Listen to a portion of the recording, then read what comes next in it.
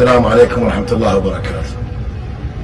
البارحة اتصل بقائد شرطة النجف دكتور محمد السلطاني والسيد مدير العشائر عميد محمد جبوري خصوص مظاهرات الحواتم اللي على شارع كوفة حلة بانهاء المظاهرات، وقال يابا شنو اللي يطلبوه الاخوه المتظاهرين الحواتم، احنا حاضرين.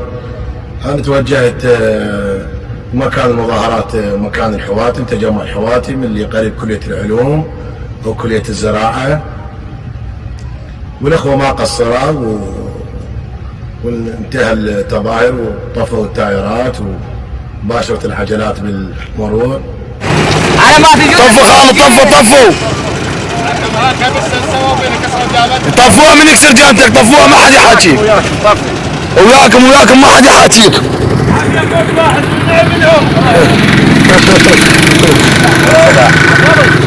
نشوف هذا ان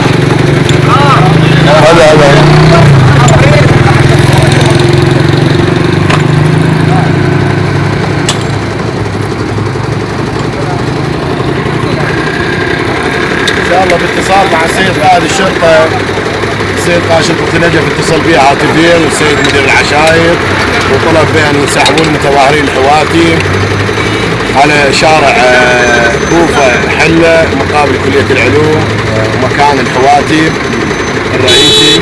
الشباب اجيتهم وتكلمت وياهم والسيد قائد الشرطة ما قصر. الشباب استجابوا للكلام وطفوا الدائرات والشارع.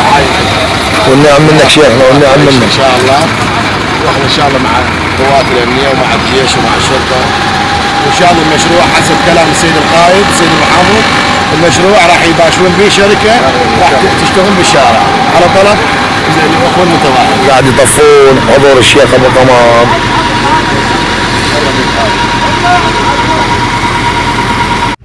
وبعد صار اجتماع البارحه، اجتماع 7:30 لحد تقريبا الساعه 10:30 بالليل بحضور السيد المحافظ محافظ النجف وقائد الشرطه ومدير العشائر ومدير المرور ورئيس هيئه الاعمار وكل اجاويد وشيوخ البحدار ايضا موجودين.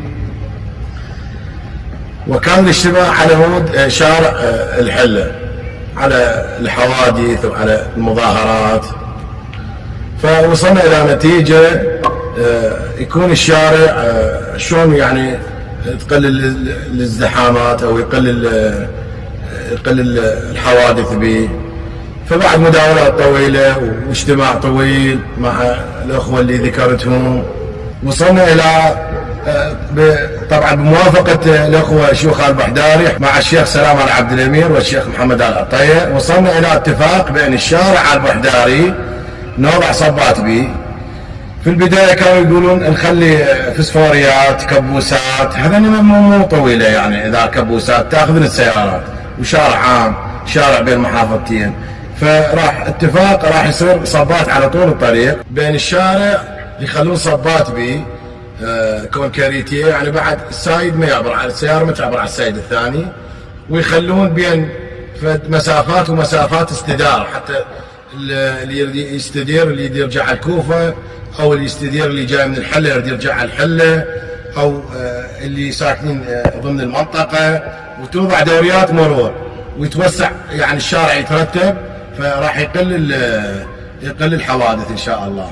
فهاي النتيجه ان شاء الله راح تقل الحوادث. ايضا تكلمنا عن المشروع والمقاول اللي شارع حله كوفه راح يتم العمل به بعد الزياره ومتابعه من قبل محافظ النجف، متابعه مباشره، وراح يصرفوا له سلفه ويكثفون العمل عليه وان شاء الله ينجز باقرب وقت ممكن.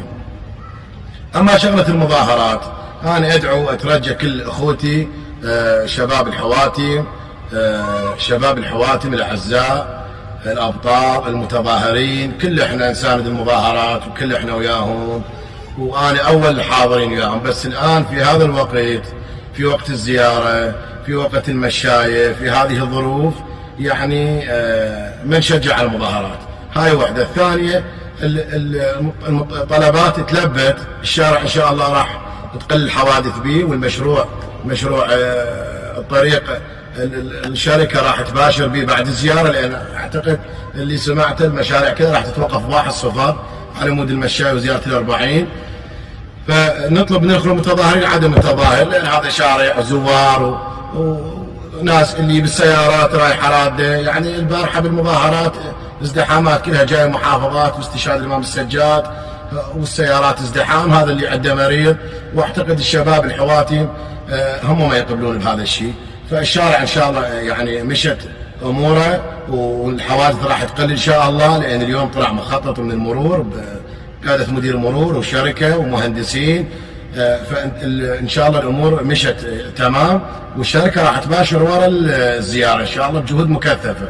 فندعو الاخوه ونترجاهم، اترجى الاخوه المتظاهرين بعدم التظاهر بهذا الوقت. والسلام عليكم ورحمه الله وبركاته.